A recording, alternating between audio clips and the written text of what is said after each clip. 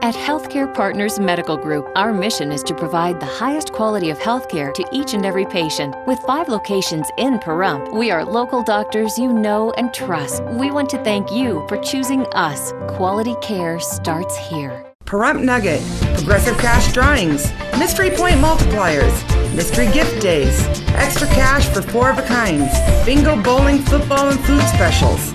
Looking for constant action? Look no further. Pahrump Nugget Hotel and Casino. News 46 is brought to you by Affiliated Chiropractic and Affiliated Physical Therapy. Come in for your free consultation. Call 775-727-8900. Our goal is to create the individual treatment plan that will restore your health and end pain. And welcome back. The Nye County Sheriff's Office will not be receiving additional funds to patrol Petrack Park on the 4th of July. They went before the town board to ask for a total of $3,800 for additional law enforcement for the Liberty Festival. I guess there's some questions that are going to be asked why we are charging the town of Pahrump. Basically is that we gave you this last in July 2011 without a charge. We went, and we've been saying to town since 2008, we're going to have to start charging. This budget coming up is making it very tough with the raises that are included in the new budget and the budget not reflecting those raises is going to cause us a strain in the Nye County Sheriff's Office that we are in turn have to request that before we provide any extra service to the community that it be paid for. The reason why Tonopah wasn't charged in 2012 and why Town Board wasn't charged in 2011 is, when does your budget year start? Anybody have the answer? July 1st, 2011. When does it end? June 30th, 2012. Providers are going to provide 4 deputies between the hours of 1,400 to 2,400 hours. That's a total of 40 hours. And we're going to provide 6 deputies from 1,800 to 2,400 hours. That's for a total of 36 hours, which is a total of 76 hours. They're going to be on overtime, so we have to calculate their pay and the benefits they get with that, which is estimated about $50, which totals about $3,800. I don't want to get into specifics, but I'll simply say that I don't agree with some of the things that your money has been spent on your budget. And that would be Mr. Culkin, please, because you know what, sir, and no disrespect, I hear this all the time. I've been doing this job for 39 years in this profession. Sheriff since 2003, deputies since 1999. And our services are basically in this, putting deputies out in the street and making sure that when we have a crime, the resources of that crime gets, the resources we have gets diverted to solving that crime. Nothing else. Nothing. You're the one who asked us to put this on the agenda. It's just a town event. You're responsible for whatever happens at the town event. We're telling you that the event's going to be quite a bit of people, and even with that, you're still saying that you're not going to provide adequate police services because we only have a few deputies that are out in the street. I couldn't call anybody in overtime, which would impact my budget. So whatever your decision is a decision that you live with. Do we have a motion?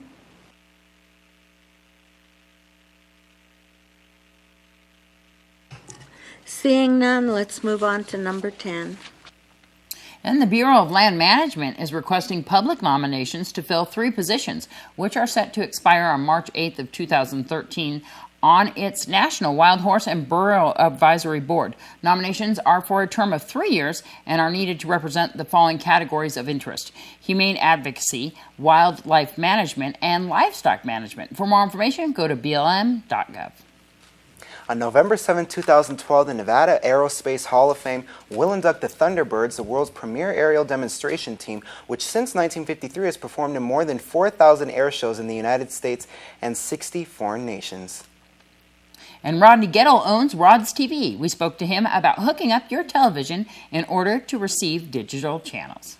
If you got a TV set that's older than 5 years old, you're going to need a converter box. But preferably, you'd be better off buying a new TV. What's going on with the converter boxes? Well, the converter boxes, in most part, have troubles with some of the audio. And you got to be specific on how to hook them up, either with the coaxial cable or the audio-video cables. Is that why some people have been having problems picking up some of the digital channels? Yes.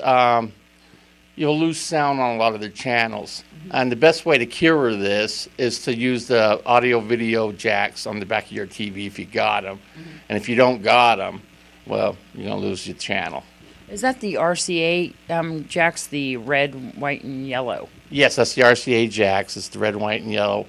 So that helps you pick up the audio on those? Yes. It goes in the back of the TV set, like in Video 1, it's called sometimes, or auxiliary. What's with the coaxial cable? Well, the coaxial cable, it works about the same. It carries the video and the audio all on one line. And the TV, with the newer system, it loses the audio. So you're going to need to hook up all those? You're going to need to hook up all of those to get the proper audio.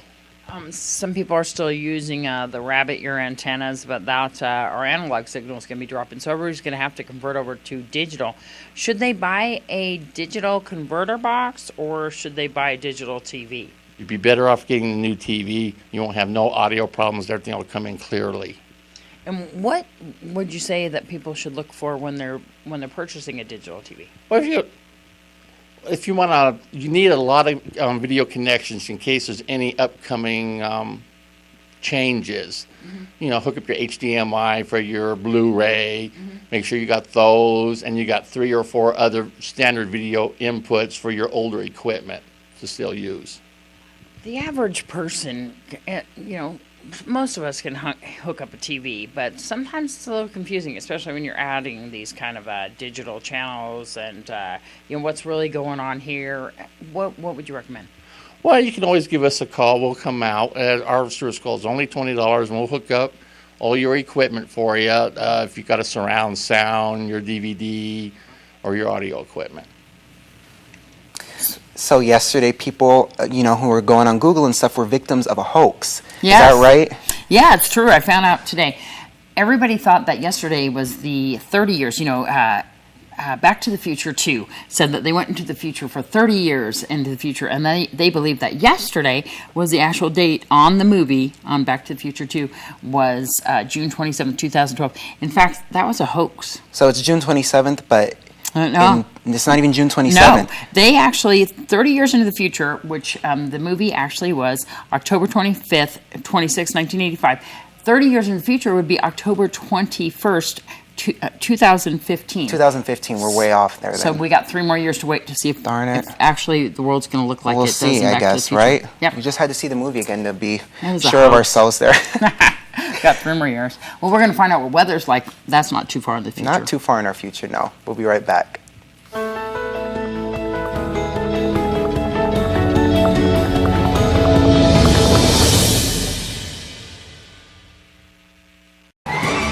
News 46 Weather is brought to you by Healthcare Partners Medical Group, with 5 locations in Pahrump. Local doctors and professional staff providing total care from infancy to seniors. News 46 Weather is also brought to you by your local dairy farmers. Dairy products are very important in maintaining a healthy body. For more information, you can visit their website at nevadadairycouncil.org.